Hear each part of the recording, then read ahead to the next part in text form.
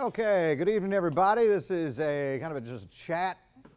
Sit around, talk about what's going on with Tropical Storm Fred. It's been a lot of babysitting of the radar up until this point. A little bit of light rain at times, a few sprinkles, some lulls in the action. Most of the heavy rain so far that we have seen was in the afternoon, but there's still more heavy stuff to come on in. So here we go. Let's look over what's happening on the Skycam shot.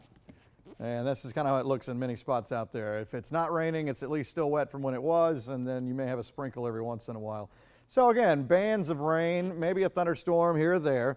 That would be probably as we get on into the overnight hours toward tomorrow morning as the storm starts to move up closer. The winds are not gusty at all. We're seeing 10 miles an hour for a wind gust as you go farther south and west, and that's where you're going to first see some heavier rain and then also feel the gustier wind. You can see the wind speed, 41 mile an hour gust in Dothan. That's not overly impressive. Again, this is a decaying tropical storm. This is not a big hurricane or anything like that. But it does have some pockets of rain and some gusty winds at times. Now again, for us, what we're seeing is just light stuff. You can see sprinkles in the light green. In between all that, just kind of breaks and voids out there. The yellow is when it starts to get a little steadier. East of Sandersville, we're seeing a little bit of a shower trying to hold together. So you'll see these kind of little things that'll just bebop around in here and they'll kind of pop into the mix. And this is all just kind of rotating around the top edge of Fred. As we go farther down, we don't see much other than a few sprinkles. And if you're in Taylor, Macon counties though, Dooley, Crisp, you are starting to see some of the steadier rain that's closer toward the core of the storm. Getting a little bit closer. It's almost going to kind of run right up our western counties at first here, and then there'll be more back toward the south that will start to push in. So see as I roll down here, you can see as we're getting in toward the actual core of the storm, going to start getting into some steadier rainfall. So I think over the next couple of hours, things will start picking up from south to north, and this is going to be kind of a conveyor belt area up 75 where we're going to see some pockets of heavy rain, some gusty winds. And again, if we were going to see anything as far as tornadic, it would probably be in that little corridor area right there. This is going to be kind of on this little outside leg. So if you're looking at this going, okay, well, tropical storms over here, so this is where all the tornado stuff, if we were going to see any, to be there, right? Well, no, it's usually on one of these setup bands that's on the east side. So if you're going to find it, and I've seen a little bit of rotation at times down in Florida, but nothing that's warranted a warning. I haven't seen any tornado warnings, but these little guys right here, that kind of stuff is what you have to watch for, a little spin in there. So as we go through on into the late evening hours, this is all going to transfer up into our area. And so then this little feeder band up here is going to be more up into our area. So we'll watch that as we go through the overnight hours. Okay, so there is the big storm. Let's kind of zoom out. You can see flood warnings all down in Florida and over to Dothan, Alabama now. It's just too much rain coming down in the same spots. So again, the actual center of the storm is around here, and it looks like it's going to track kind of like this. So it'd be close enough though that we'll get some breeze in some of our western counties.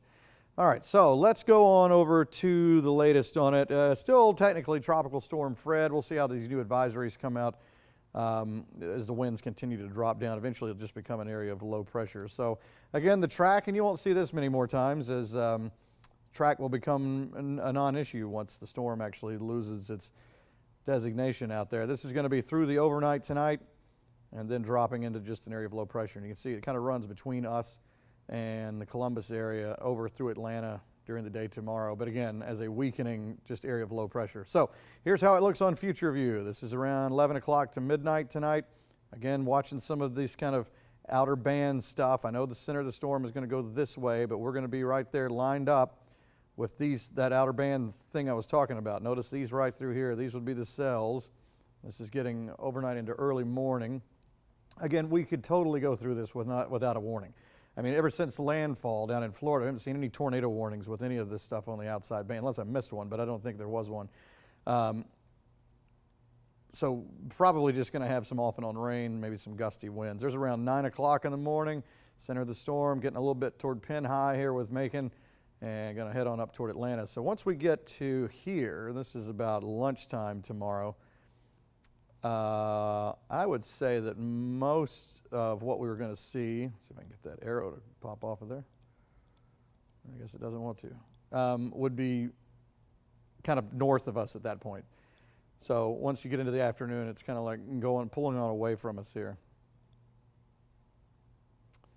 All right, and then as we go more and more into tomorrow afternoon and tomorrow night, that arrow just does not want to say goodbye. So I guess it's going to sit there. So as we get into Wednesday afternoon, again, just regular normal stuff coming back into the picture. So here's a look at wind gusts. And again, the farther west you are, especially south and west, Dooley, Crisp, Macon, Taylor counties in the short term, you'll have the higher likelihood of seeing gustier winds. But this is totally doable here. This is not bad at all. 30, 35 mile per hour wind gusts.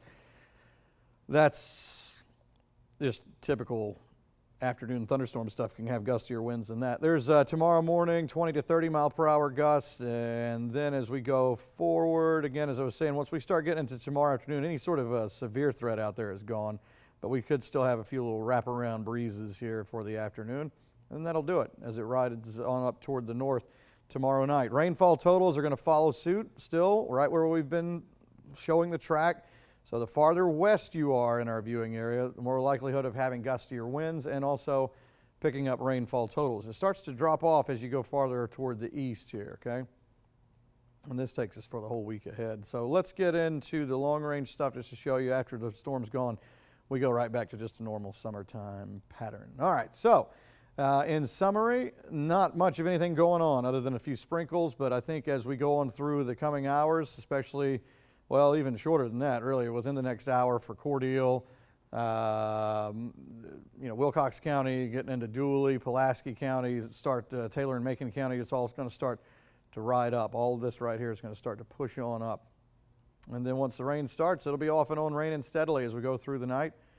And then we'll see how long it lasts as we go through the middle of the day tomorrow. So that's the latest on Fred. We will have more coming up on the 10 o'clock show on our CW channel, and then, of course, on the main channel at 11.